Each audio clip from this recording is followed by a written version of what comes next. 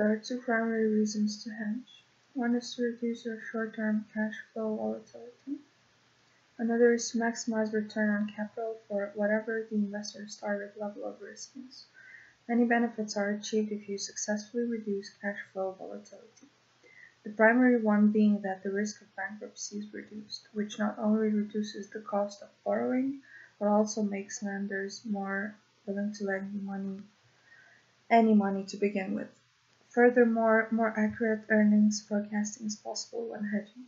A company with more predictable earnings will in general be more valued by investors.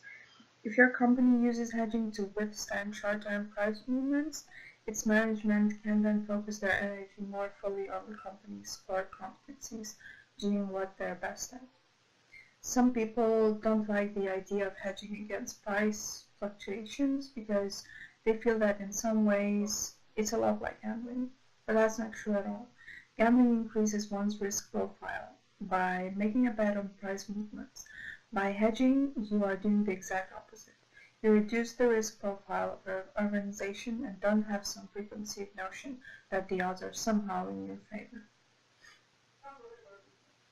Although some people are willing to ignore market movements and think that they're making a safe choice by doing so, they have actually chosen to turn a blind eye to market volatility, so it's not at all a safe choice. Another thing worth mentioning is options. You can think of options as a kind of insurance against the price of a share in a company moving either up or down.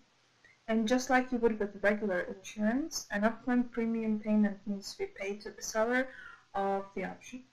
Though it's important to remember that an option gives you the option, hence the name, but not the obligation to buy or sell a share at a set price in the future. Options can be priced using a variety of different mathematical models, the Black-Scholes being the most common one. This model uses several assumptions about market behavior when pricing an option. For example, the ability to continuously hedge an option position. Even though this assumption makes sense in theory, it's not that realistic in a real-world scenario. However, it's still one of the most popular models used by traders.